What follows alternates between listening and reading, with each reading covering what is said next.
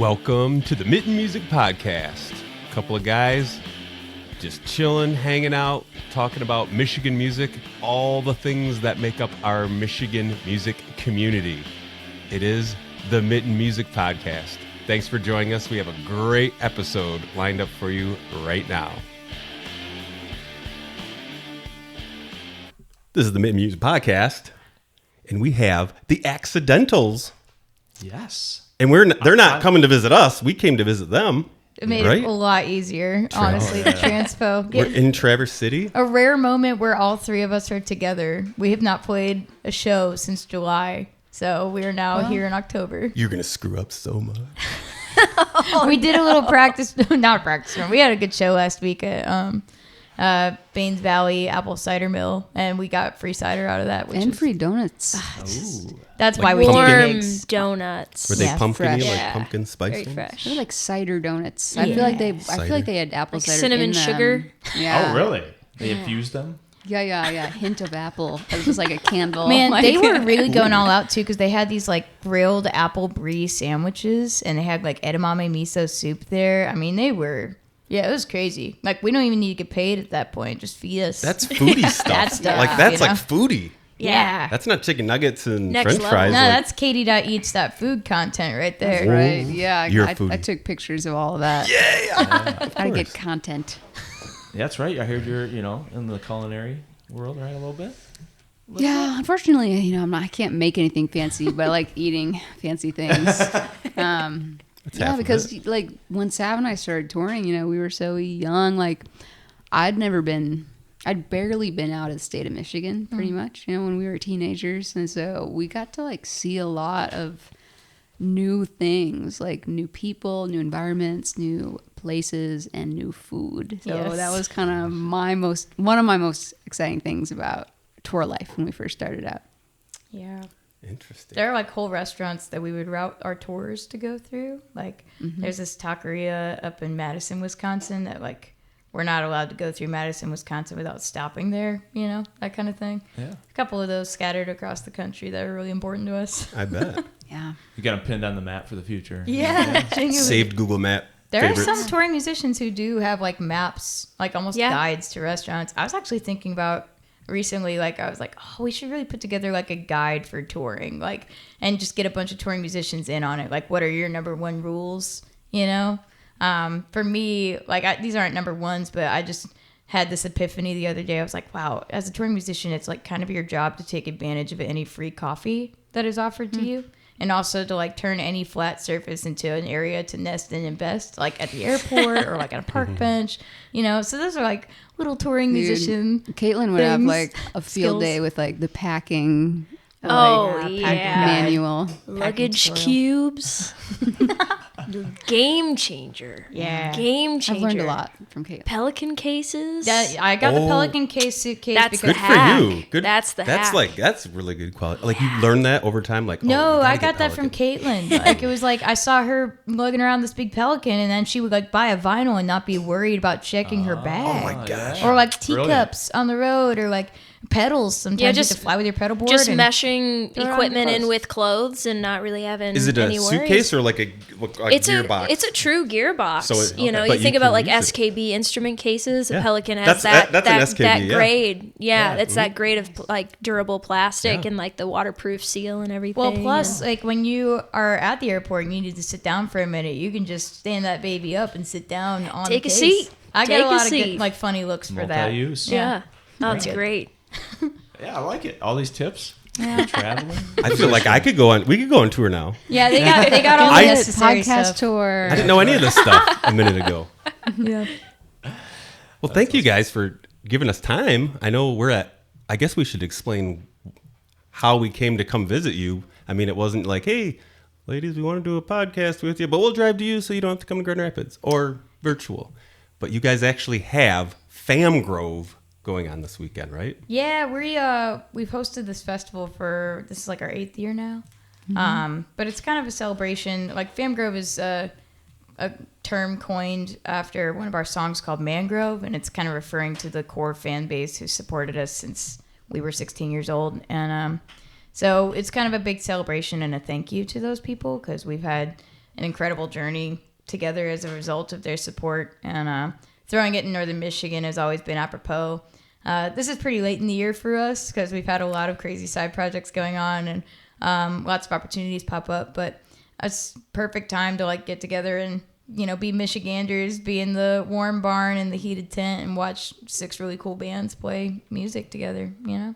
8 years of this. Cool. That's really cool. So but this is the first year you've had it at the vineyard? Yeah, so I actually did a solo residency out here doing like some songwriter stuff, and these guys took really good care of me when I was out here. Like they made sure I was fed and the environment was always really safe and warm and included everybody, you know?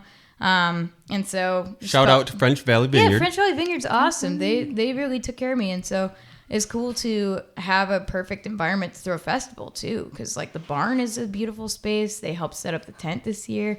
I want to do a shout out to Amber Beist, who manages us, and she also helps. She's a co-producer. She's a producer in her own right. She's a songwriter and a musician, but she also is a really helpful consultation person and manager, and she's really doing a lot of the brunt work making sure this festival runs. So big shout out to her and French Valley Vineyard for the Famgrove situation. We're really, you know, we got together and we like helped with some logistical things, but they really have done a lot of the heavy lifting to make it work this year because we've all been incredibly busy. For sure. Amber's the one that got us connected all up into this. Yeah, she's Thank you, Amber. Did she's all that managed stuff. us for what, 15 years? Wow. Dang. Since 2011. Yeah, Okay.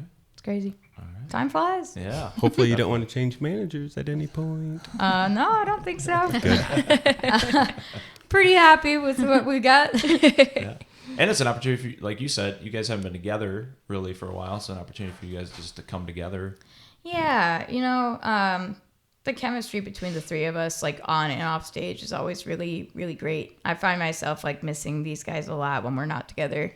Every time we come back, like all of us will reunite in Nashville, and I'll just make like a huge pot of ramen homemade. Oh, dude. We'll just watch movies together. And Oh, it's perfect. it's like you want people in your life who you can not only work successfully with, but also like be around, and it's easy. You know, especially in this business, it's really hard to do an extroverted job as an introvert and find people in your life who it's not, you know, a drain to be around on top of the crazy hectic schedule of being on the road all the time, being in large crowds of people and under lights and lots of big sounds. And, you know, it's just nice to take quiet moments with the people you work with too in this particular industry. Yeah. I feel like we don't even have to ask questions.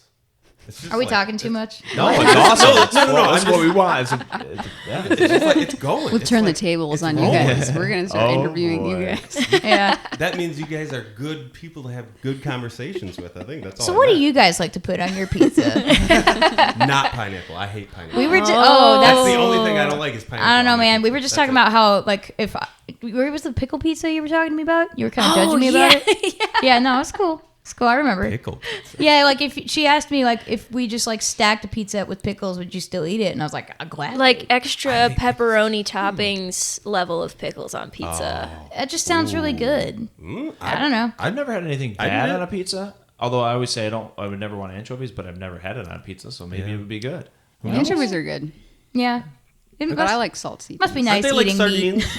Yeah, Sardines and anchovies are like similar, Liking meat. or the same. Yeah. Similar. Come on, similar. foodie. Similar. They're not Foodies the gotta know same. this They're kind of not the stuff. same. I wish I knew exactly The difference. the Is this a where my sardine. bio- It's like there's This is where my biology bone- degree got kicks some in, bones right? in it. Yeah. Cool. Yeah, it's useful for like moments like this entirely, and that's it. Your foodieism and my biology degree. they taste different. They are Is that different. I like pineapple on my pizza. Same here, so, Yeah, I Sorry to Half make my this family awkward. does. I So think we we all get know it a that. lot. I just don't eat it. I can't pick it off. do Yeah, it. just take it off. All the meats. It's sort of like kind of my being thing. somewhere like it's the same philosophy of being cold somewhere. Like I'd rather be cold and put on layers than be hot and have nothing else to do about it. You know, just say same thing with your pizza. Just take the pineapple off. That depends on the time of year for me. The pineapple? No. She likes that frozen pineapple. The layers versus like warm yeah. warm temperature. I'm always dreaming of what I don't have in the moment sometimes. Man, that is deep. It's like, But on the flip side, like I'm the one paying for the pizza every time. Oh. well, Well, then there's- And yeah, it's like there's I gotta be variables able to in play. get something I want out of no, it. you Like, gotta you're a get the giver. metaphorical aux Well- cable back, man. right. But I mean, we got 5 people in my family. We Yeah. just split everything. One is she doesn't like pizza so much, so it's like everybody gets half a pizza. Okay, there you go. I'm the only one that eats the whole half. My These wife are- doesn't. My These are son's the too. important compromises Right? that I you mean, have it to works derive. out. Family, Both at home Famgrove. and on the road, honestly. Yeah. Compromises for food on the road. Yeah. That's got to be like a daily topic of conversation Honestly, like for some bands. the thing that I found that like most people are very down with, tacos, Mediterranean food, you know? Like stuff that has vegetables in it, because like it's really hard to find vegetables on the road. Although gas stations are getting better. I used to joke that like you always know when you're in California when you start seeing vegetables in the gas stations, or like aloe juice in the refrigerators. But now we're living in a time where like that's starting to spread its reach towards the Midwest, and I'm very here for it. So Yeah, we've got a big Buc-ee's fan here among us, and Buc-ee's is a chain like the epic Disney World of gas stations that started in Texas, right? Oh, but yeah. they're branching to the They're- Midwest. We're gonna get a Buc-ee's in like Wisconsin. Or They're climbing up the 75 interstate No. ever so slowly. no one has more Buc-ee's merch than Caitlin Poole. Whoa! Did you discover Buc-ee's while traveling around? It's a touring ritual almost to it's stop impossible there. to miss. Like Because you can't miss this place. they don't allow semis to stop there. cool. So like it's all like people road tripping, and, like Or just tripping. bands and van and trailers. Like So it's like a just trucker stop without the truckers. without the truckers. Yeah, I'm sorry, truckers. Yeah. but But also, it's like a giant But it's- extravaganza of beaver themed everything. so Buc-ee is a beaver, and he's like Fictional beaver. He's like the Mickey Mouse of my adult universe, where like if he's like popping up in the Buc-ee's and you see him like There's a breakdancing, he'll mascot, breakdance yeah. by What? the brisket. I've learned so much in the first 10 minutes of meeting you, ladies. Listen, I am no. blown away. breakdance by the brisket is the Yes. most incredible turn of phrase I've heard in a long time. I'm gonna use adult universe. I'm gonna use that in the future. Dude, anytime somebody's acting weird and be like, "Oh, that guy's breakdancing by the brisket," again, man. They got Stay away from that merchandise guy. upon merchandise. They got like lawn chairs and coolers and like cornhole like boards gosh. and like Anyone listening, Google it up. I'm gonna do it later. Oh, Look and see man. what Buc-ee looks like. oh my Yeah. gosh, he's just a jolly little man. It sounds He's like he's I thought having it a was a great beaver. time. Is he a then- beaver or a He's a man? beaver. You called him a But man. he's just a cool guy. He's like a superhero Yeah. beaver man. Anthropomorphized. Buc-ee the beaver I man. think it's up for interpretation, Yeah. honestly. Like whatever you want to take away from the beaver. Sure. Sounds Yeah. like a new song. Oh, not for us. Have fun writing that one. I did think you said Bieber at first. I was like, Justin Bieber's got his own gas station. Why not? Let the man do what he That'd wants. be a for crazy sure. plot twist. I was just like interested in the story behind how something like that starts. Nah, Buc-ee's is he's our boy. Yeah, Cool. Yeah. very wonderful. So you guys said you guys are out on a lot of different side projects. Are you guys coming back together at some point? I saw a new song just came out. You Yeah, guys just we- released. We actually had an album that we've been working on with our friend Mary Bragg down in Nashville. So Kate and I live in Nashville. We've been trying to get Caitlin down there, but also, you know, just having her in Detroit is good. Yeah. We come back home to Michigan every summer and have a good reunion tour around that time. But in the fall, we usually record. And so we're down in Nashville doing that. And the recent record that we've been working on is part of a series of albums called Time Out. It's like a collection of co-writes with people who we really admire, who inspired us to start writing songs, really. And so we just got done recording with Mary, and we wrote the first single off of that album called What a Waste with her. So it's out right now. We wanted to make sure that came in right before the election because it's kind of just about using your voice in a time where it's really easy to get burnt out. I think a lot of us are feeling burnt out, and it's good to just still show up, you know, and contribute to, you know, a future that we can all be proud of. So yeah, we put out the song right before all of this, and we're really excited about it. We really, really love this record. It's a lot of the people who we love working with, like Kim Ritchie, we did a song with her. We did a song with Kishana Armstrong, who's incredible. Grace Pettis and Robbie Hecht, we wrote a song with them. And then Gary Burr and Georgia Middleman, who are like kind of longtime collaborators of ours. We really love them, and they are incredible writers who've written for everybody from Reba to Keith Urban. So just a lot of people who we like try not to pee ourselves writing with, but just people who inspire us. So that's coming out. We've also got a holiday record in the works with the youth orchestra called Kaboom. We've done projects with them in the past before, and so we're working on that right now. And we also have we've teased the idea of doing a children's record with one of our other longtime collaborators. He's an iconic songwriter named Tom Paxton, who's sort of like the songwriter. So we did weekly Zoom writes with him, and we've got enough songs where they're very cute and silly, and we would love to just put that out as like a kid's record and do more workshops for kids like we've been doing for the past, 15 years or so. It'd just be good to have something we can hand out to those guys. So yeah, lots of projects in the works. Lots of getting together in the fall and in the spring when touring is less active, and then touring really hard in the summertime. Okay. Wow, that sounds like like you have a plan kind of laid out.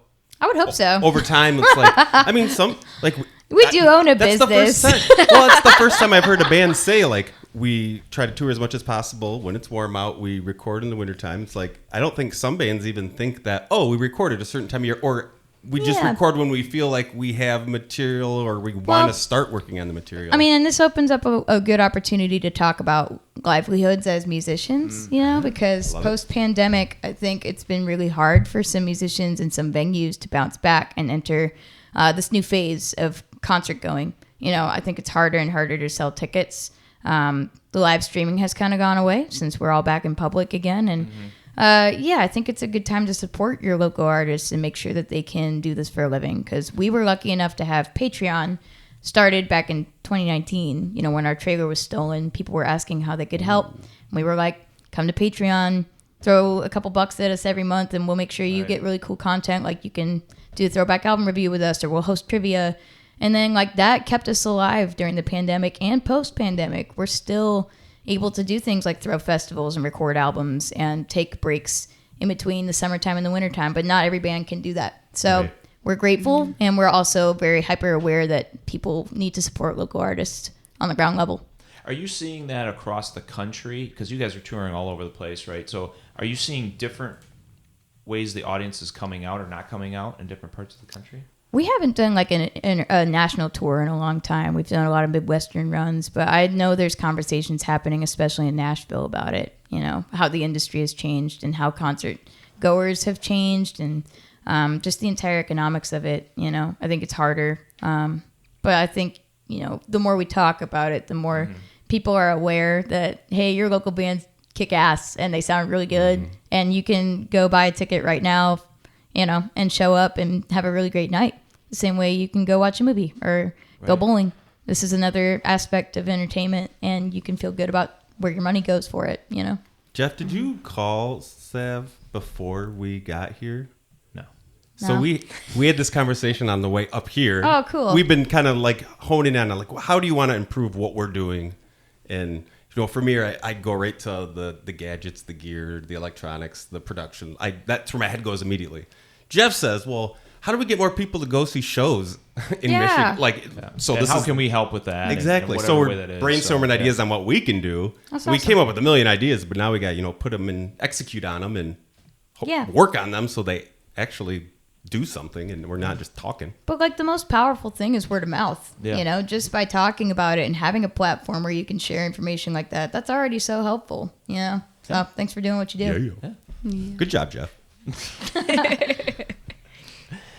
So you guys also did come out with an album earlier this year, cover art. That was all covers. It's so good. And how did you guys go about selecting the artists that you covered?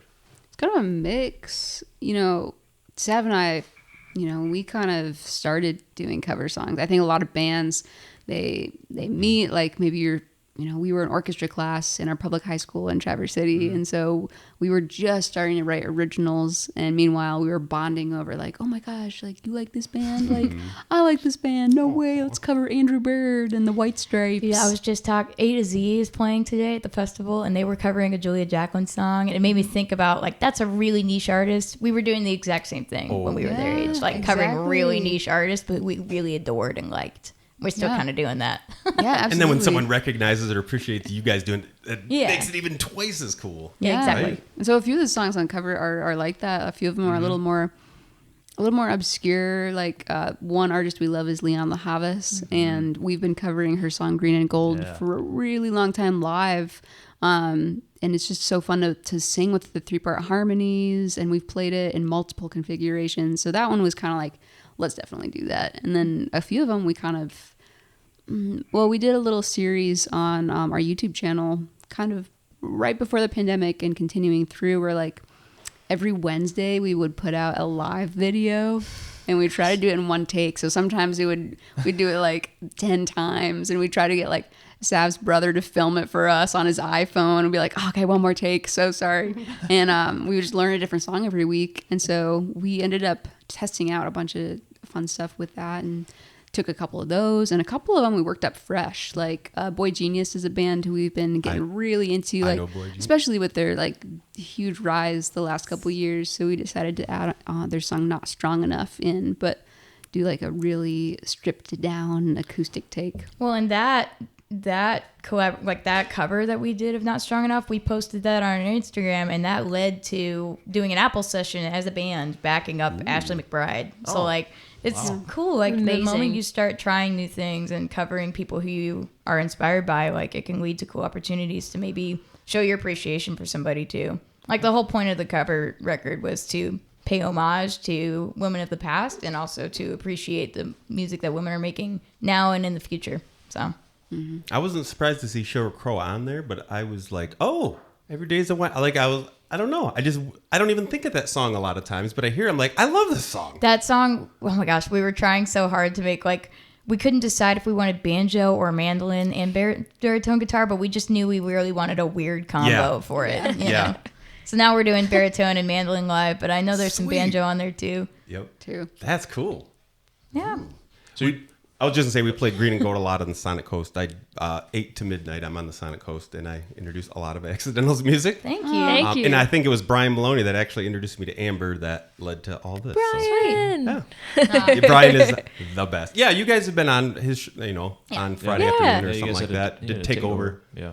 Accidentals take over for sure. Yeah, when I first heard Green and Gold, I didn't even realize that was a cover. I mean, wow. and then when you listen back to the original, like it is a complete, you guys made it your own for sure. Yeah. Cool. Yeah. Well, and she's such a cool artist too. Like not everybody can say that they were Prince's protege, but she absolutely can. Like she came up under him, and she also has collaborated with all different types of people. She's done collaborative work with Jacob Collier. That's really, really amazing. But like all by herself, honestly, like she is an incredible producer, singer-songwriter, multi-instrumentalist who deserves more recognition. So part of that mission, just by covering that song, was just say thanks for existing and thanks for making cool music. We really like it. Here's our attempt. Yeah, pretty much.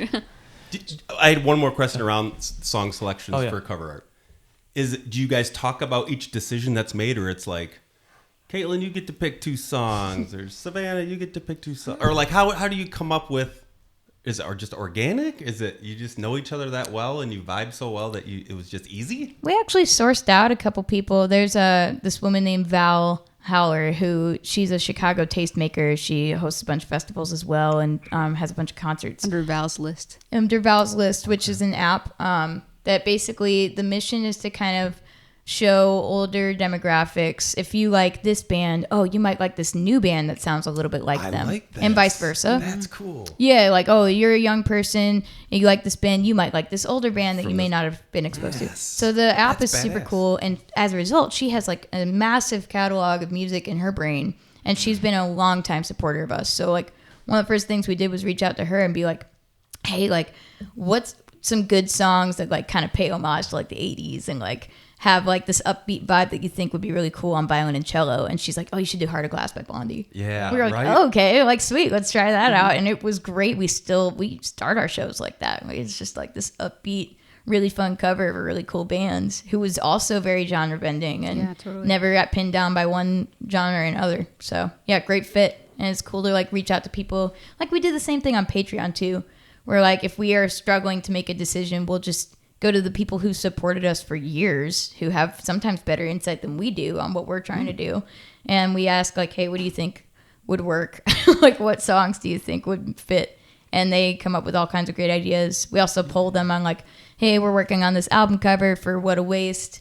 Like here are a couple options. What do you think is best? And they pick out what what looks good. So it's nice to have like almost like a feedback group that we can rely on, and people in our lives who we can trust to kind of help with some of the tougher decision making. Because let's be honest, Kate and I hate making decisions so much. Well, I was going to say, if people have money and they want to direct you guys on what to do, they just need to give you tons of money on Patreon, and they can make all your decisions for And then you. we'll maybe think about it. Good answer. Good answer. Yeah. Because it might be terrible. I would be Nah, starting they're paying pretty- money and being like, we are playing the Spaghetti Monster by... I mean, I made that one up. That kind of sounds like a fun time, honestly. But mostly because it involves spaghetti. So, yeah. More foodies. That's like one of the comfort meals we make when we come home too. Like that ramen and spaghetti, anything with pasta, really. You've got like a some kind of like a 24-hour spaghetti supply Yeah. in Nashville. Always. Like I'll just see like a text come in and it's a DoorDash order for spaghetti at like 3 a.m. Yeah, no context, just like, hey, get on this It's group order because we're amazing. going to have 2 a.m. spaghetti in this household tonight. Yeah, good stuff. I love it. Oh man. Sorry, Jeff, I was cutting you off a couple times. No, you're fine. You're good. Okay. I was going to ask, so how has the band evolved since your teenage years to now? And obviously adding in Caitlin.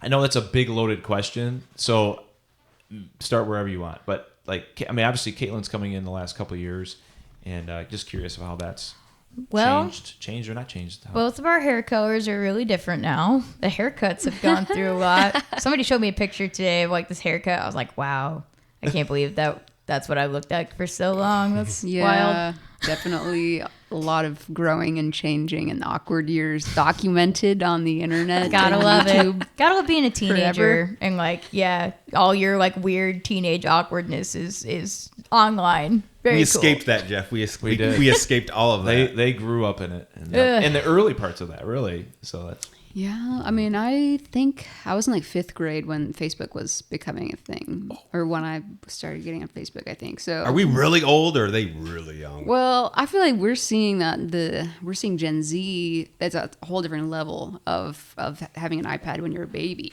Yeah, yeah. iPad Because I kids, still right? feel like when I was, when I was like 10, 12, 11, I mean, I was still like I was going to the library, public library, getting CDs. Yeah. I was going to our local record Yes. stores, buying vinyl and Yeah. like bless you. finding books and movies and stuff. So I was, way before Spotify and streaming and Netflix and all kind of that. So Yeah. I feel like we definitely kind of grassroots found our musical interests and bonded over that. Yeah, and I would say that evolution, like, yeah, a lot has changed, but I think our ultimate mission has always been, like, don't let genre or a mainstream thing take away the integrity of the song you're trying to make, you know? Like, we've never really thought, oh, we really need to make this, like, a specific genre. We started doing that this year because with the Time Out record, we wrote with a lot of Nashville artists, and we were like, oh, we should really get pedal steel on the song. It would sound really cool. We could see this coming on country radio. Maybe somebody will do a cut, and like we could make royalties off of that, and that would be really cool. So like some of that was directed recently, but also there's a ton of projects we've been doing where we're not really focused on genre, and we're more focused on like how do we make this song sound good? How do we like get to a point where we're proud of this thing because it's weird and new and a different take on it. So that's always stayed true to our core. I would say adding Caitlin in has been really transformative for us because it was like just getting like it was like having a golden retriever show up in the bus, like in the van. And I'm like, just happy to be here. yeah, it's just like, oh, the positivity and the energy and the gratitude. I don't know. It's just really cool to have Caitlin on board with us, not just as a really great friend, but also as like one of the most like talented multi-instrumentalists we've ever had the opportunity to work with. And like a songwriter in her own right too, and an engineer. It just feels like having an equal third partner in this, and like being able to take on the world together. You know? How'd you guys meet up with Caitlin? I found her on Instagram. It was You were like a fan. No, You no, were a fan. no. Actually, I had no idea who she was. I was just looking up. She's like, no, I hated her. She looks sucked. cool. No. It was just I was on Instagram looking for girl drummers. That's it. I was like, oh, we have like a couple weeks before South by Southwest. We really need somebody to come in and play drums because Michael is stepping away and doing more like hometown engineer work. He's got a studio down in Grand Rapids. Tree Tone. Yeah, it's super cool. What's it called? Tree Tone Studios. How have we not heard of that one? Oh, it's in Grand Rapids. I thought we had discovered every recording studio and Well, record he's shop and also everything in he's Grand also Rapids. got projects with Seth Bernard and Dan Rickabis, like Okay. Moss Manor, and he's got Okay. his own. Interesting. Yeah, so- We'll but have to- we'll have to anyway. hit him up sometime. It's just like, yeah, after the pandemic, like I think all of us were reevaluating how much national touring we wanted to do, how much touring in general. So like, we had a couple weeks before South by, and we really needed a drummer, and so I started looking up on Instagram. I was looking up like, okay, like it'd be really cool if we could get like another woman to help flesh out kind of what we're doing. And I found this girl playing the hell out of a Yes song on drums, and then like literally if you waited 30 seconds, she'd like whip out the bass and play the same bass line just as good. And then she was singing stuff. I was like, okay. And I just cold DM'd you like that Yeah, day. you hit me up on everything. Yeah, I know. She wanted Like, to make nah, sure this she is got the your one.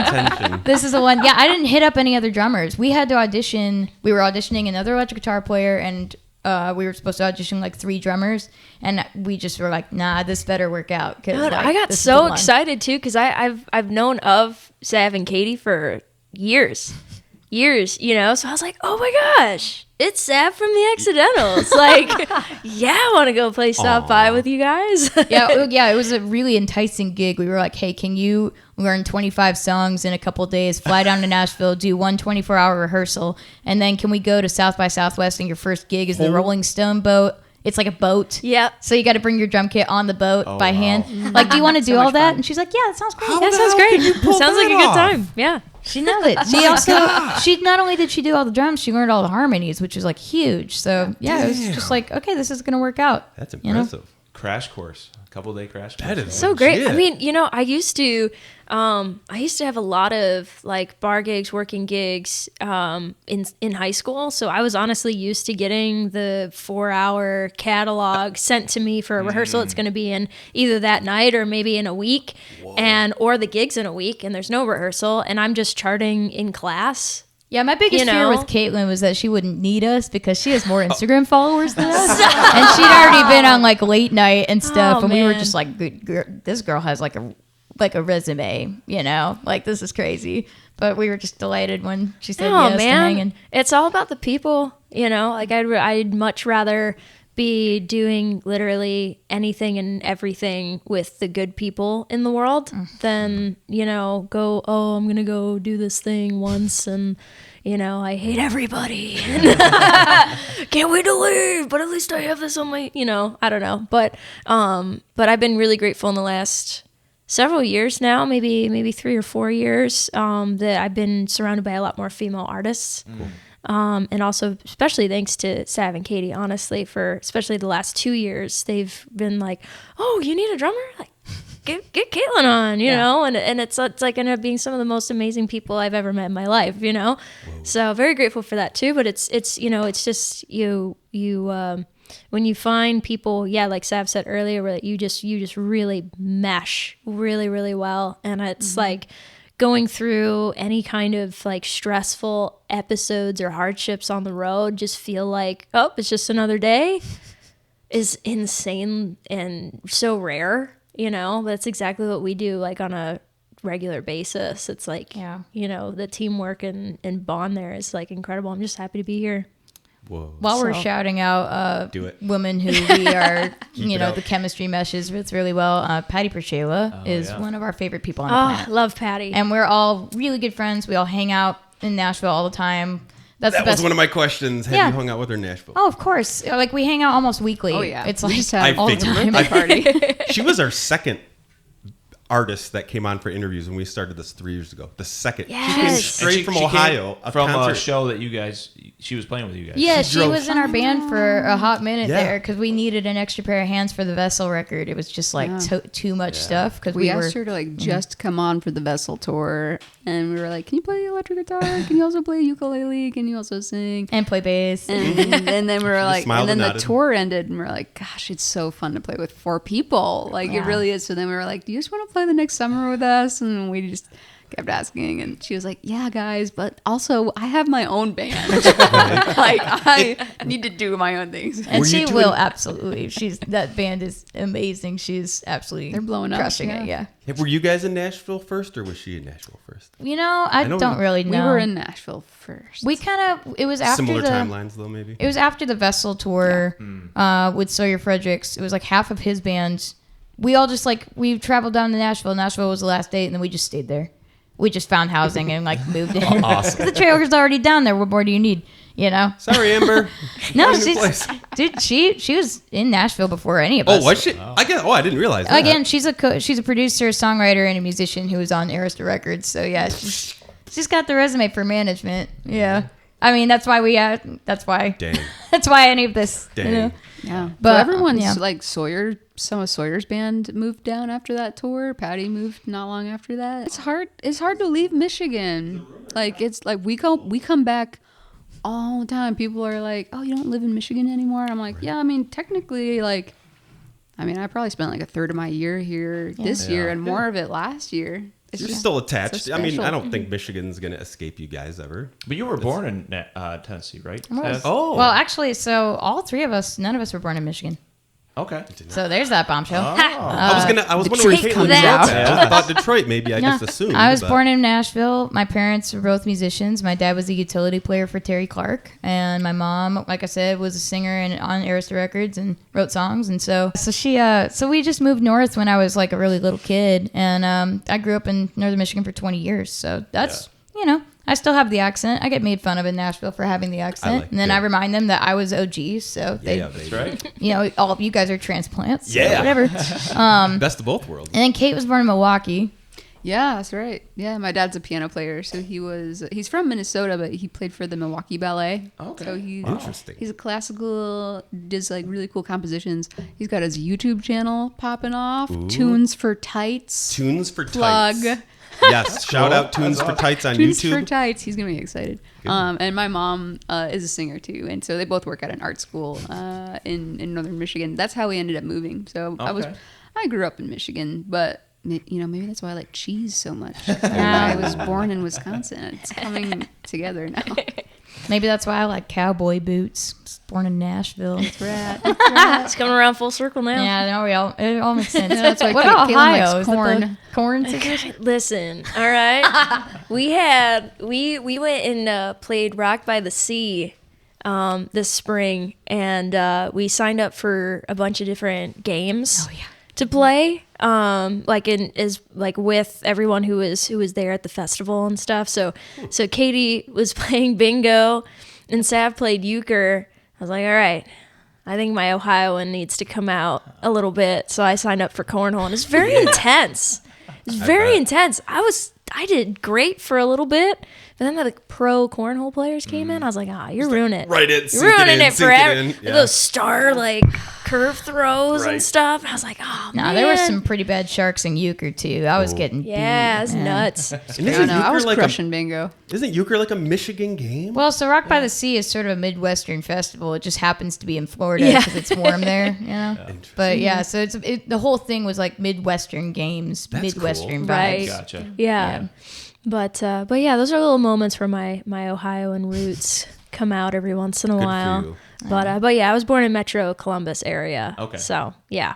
But yeah, we all have like long histories in Michigan, and it means a lot to us to have grown up here. I can't imagine growing up anywhere else just because I was outside all the time as a kid, like literally all the time, just picking up snakes and like running around the woods. And it's just a good place to grow up. So we've written a lot of songs about it. We pay a lot of homage to it. We host a festival way up north every year about it because it means a lot to us that we had so much support growing up, I don't really know many places where you get that kind of support as a teenager, playing all the vineyards and wineries and brewing companies and bookstores and coffee shops, and they all just take you under their wing and take care of you at the age is really special. So Yeah, I think a lot of people moved to Nashville for the community, but like we kind of already moved our community down there. Yeah, we did. It's just easier to other fly people in to and move out. Yeah. Oops. Good for you. Yeah, no, there's a lot of songwriters,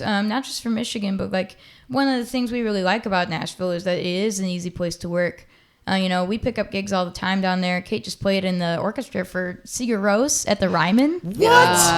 Sav and I like Two amazing love things. that band. Like when I first met Sav, she was like, "Oh, I just saw this band Sigur Rós in concert." Oh my gosh, with that's right. I was dad." 16. Yeah. so And I was good. like, whoa, because orchestral music was really popping off. You had them doing the Icelandic rock fusion stuff, and also Sufjan Stevens was doing lots of Love him. orchestral stuff. Andrew Bird was doing a lot of cool violin looping stuff. kind of And this having was a when moment, we were yeah. in orchestra class, so I think that was a very full circle moment for me to be playing in an orchestra, like playing these songs in Nashville, living there. Yeah, Dude, I it was bought cool. tickets so fast. I was like, we have to Sav go watch was out Katie there do in the this. Oh my audience. gosh. Have you guys so played the cool. Ryman as the Accidentals? Oh, no. No. I don't know.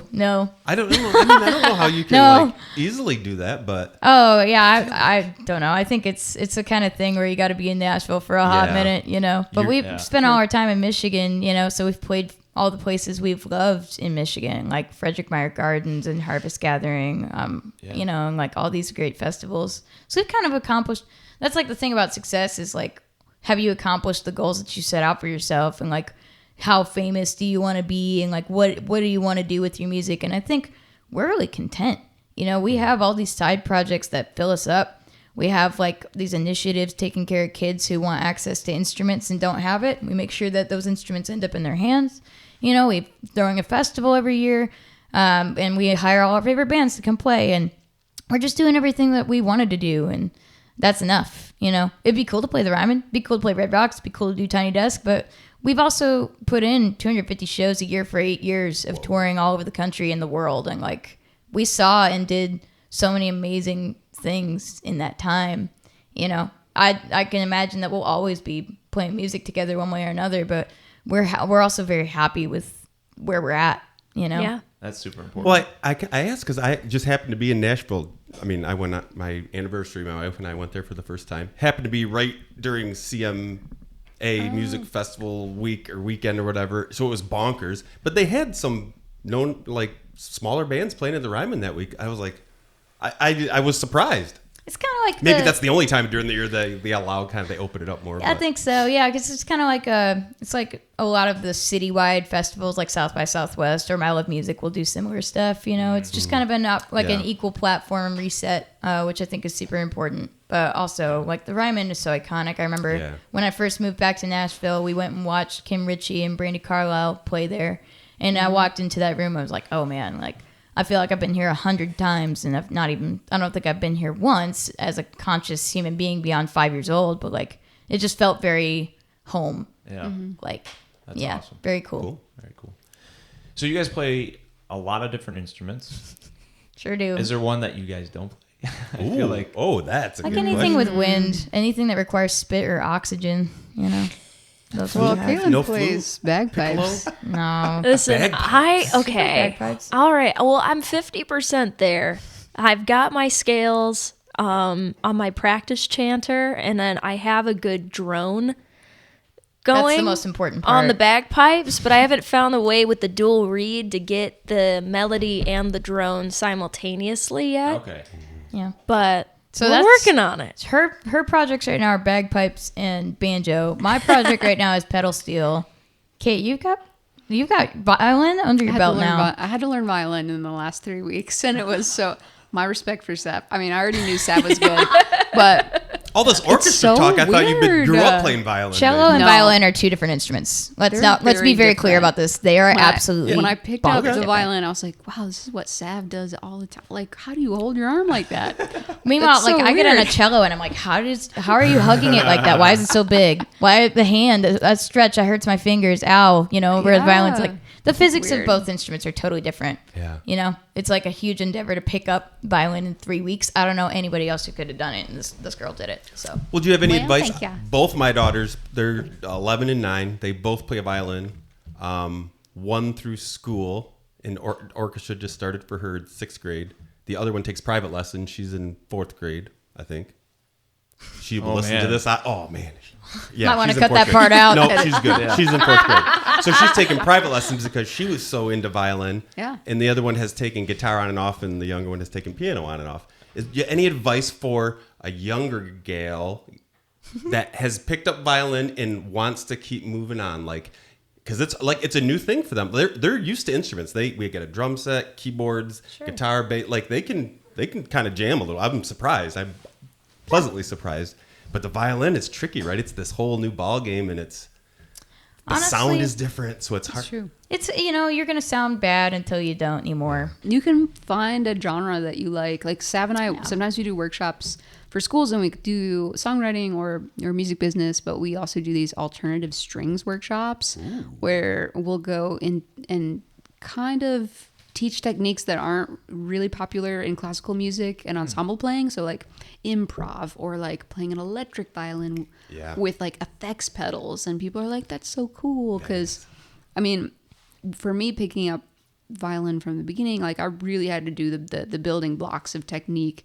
But also, like, I think it's really important to do a little bit of something creative. Or if you really like folk music, like lean in towards that, like before you spend 5 years just doing classical music. I was you just know? gonna say, like, Yeah. find an artist who inspires you, because like the guy who kept me playing violin was Andrew Bird, you know, and then like Sarah Watkins from Nickel Creek. I grew up like obsessed with her. So like finding my own personal celebrities doing the thing I wanted to do for a living, you know. Keep it going. And like also the totally. Moxie Strings, they're a great duo of violin and cello players.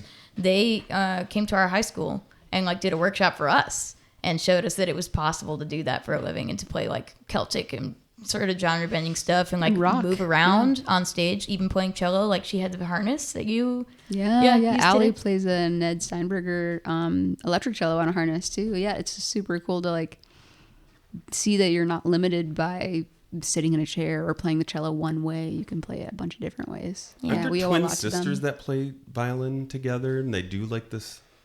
probably. They're like ballerinas and violinists or something. That's popping in my head. Sorry. Okay. Oh, all There's good. a There's lot. Moving on. there's so many YouTube prodigy craziness out there. There's this one girl on YouTube who's like a harp player, but she like harps is what I was thinking. There's harp. I got players. you, but Twins. she plays harp through like every week she'll get like a new pedal and then just like test the pedal out through the harp, but they're not always very serious. So there'll be like a fart pedal that she'll test the harp to. So like, you know, you can do fun stuff with any instrument really. Just the connotation of an instrument being classical, I think, is tough because it makes the instrument feel classist. And it's, again, the accessibility issue is hard because violin and cello are so expensive at the end of the day.